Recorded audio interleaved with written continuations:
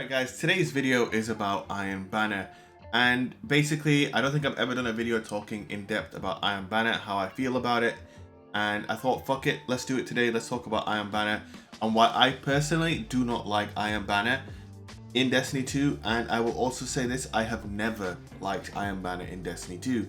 I think it has been an unenjoyable, kind of boring event throughout its entire lifespan in Destiny 2.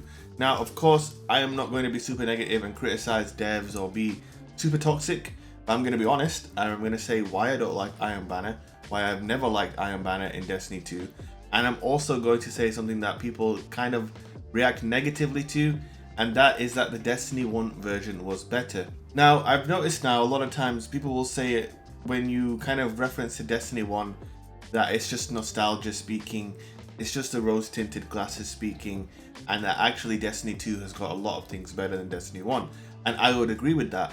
But I think most of those things, when you really think about it, they are mainly in the PvE department, where Destiny 2 has made huge leaps over Destiny 1. Of course, a lot of quality of life changes to the game as well have made D2 a better game than Destiny 1.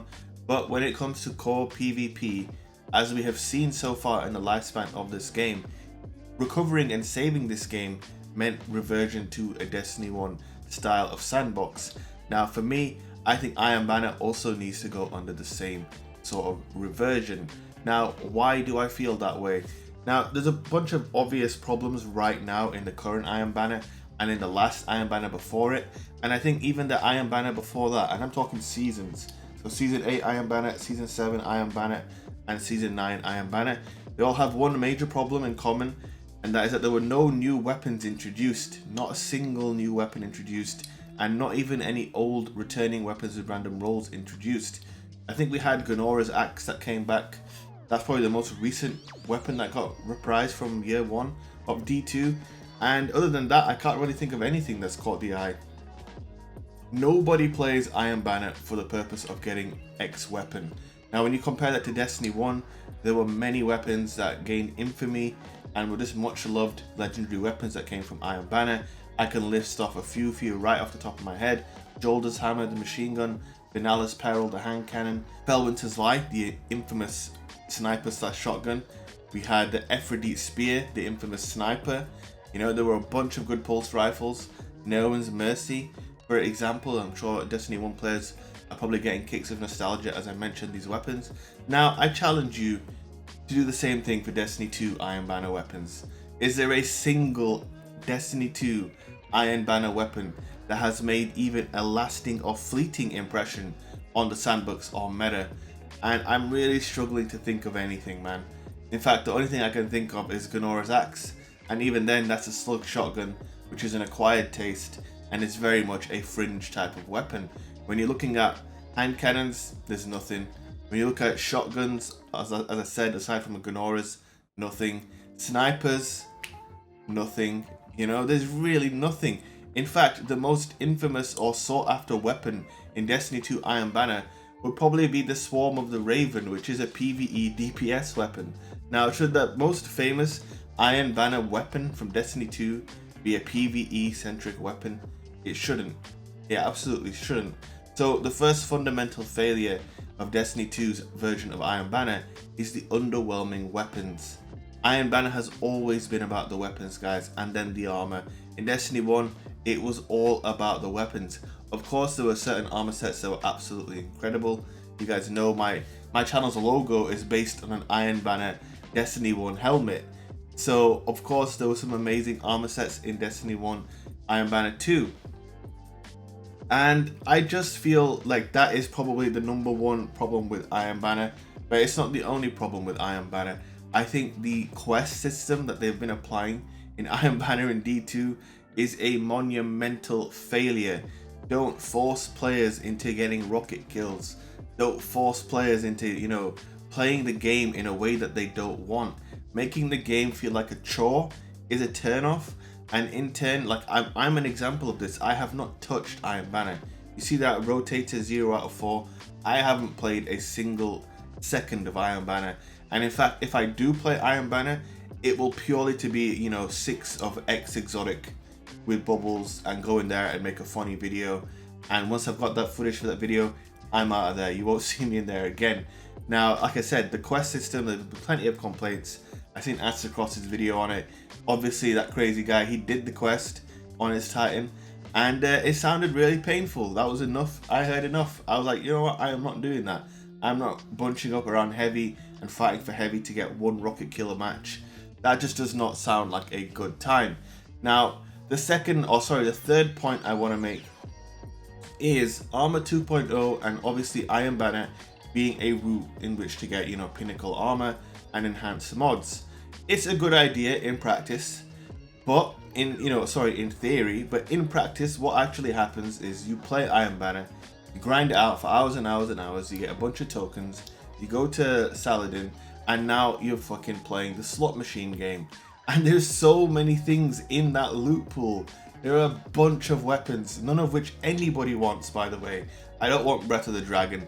I don't want Wise and Rebuke. I don't want, I've had every roll possible of any of these guns, and I just don't care about any of them. So first of all, you have to jump through the weapon drops coming to you instead of the armor drops, and then once you get an armor drop, there's like 3 layers of RNG that you're hoping for.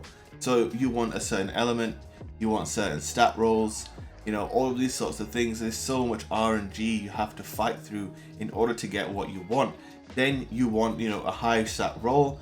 You can still get, 55, less than 60, stat roll armor pieces after grinding out, and that shouldn't be a thing. Minimum, it should be 60, 65, going up to 70s, and it should be plentiful. You should always get, loads of armor, loads of mods. They should be showering you in loot, not forcing you to grind out in skill-based matchmaking, long queue times, sweaty games, all of the above, and then you finally go back to the tower and you don't even get what you want. But that's just shit. Now, if I'm to go back to Destiny 1, for example, this is a superior system, absolutely superior system. First of all, as I've already established, the weapons in Iron Banner and Destiny 1 were far superior and much more desirable. The armor looked better. So when you load up a Destiny 1 Iron Banner game, you play the match of Iron Banner, and at the end of the game, everybody gets a drop. Everybody gets something. You either get an Iron Banner gun, you get an armor piece, maybe you get both. And you can see what everybody gets. It all drops, on the scoreboard. And I don't know why they took that out of this game, but it was just a cool thing. You load up Iron Banner with your friends, you see what everybody gets. Or he got a shotgun, or he got the helmet, or he got the thing, whatever it is. And then you just keep playing. You keep playing and you get, you just keep playing and you keep getting your drops after every game. And on top of that, there's the rank system in Iron Banner. So obviously every Iron Banner, Saladin would have like a really, really good rolled weapon, whatever it could be. If it was a hand cannon, it would have great perks on it. And then there'd be an armor piece and it would have great stats on it. And in order to acquire those armor pieces, you just had to play enough Iron Banner to level your rank up. There were bounties you could complete to quicken your ranking. And then that's it. Once you hit rank 5, you go to Saladin, you can pick up that god roll, whatever it might be. And if you want to keep playing, you can. You're still going to get drops at the end of each game. And, it was just a better system. The loot was more desirable. The game itself was just more rewarding. And, of course, one other major thing, less trips back and forth to the tower. Oh, I've completed this quest step. Now I need to get 50 fucking melee kills on an arc subclass. Let me go back to the tower. Let me go back to the game. There was less interruptions. It's just you play Iron Banner, you rank up. When you're ranked up, go get your guns, and you're done. And if you want to keep playing, you can, and you can still keep getting loot. So for me, Iron Banner in Destiny 1 was just superior. Just how the weapon sandbox in Destiny 1 was superior to Destiny 2 sandbox, and how the devs went back to that sandbox or kind of iterated on it and made it even a little bit better than it was in Destiny 1. They need to do the same thing with Iron Banner. Iron Banner, guys, is super, super stale in my opinion. As a PvP main player, this is the end game PvP content that we have, and it's just been disappointing for the entire duration of Destiny 2. That's just my opinion, guys. If you don't agree, that's fine. But I'm just telling you how I feel as someone who has thousands and thousands and thousands of hours on this game playing strictly PvP. That is my opinion.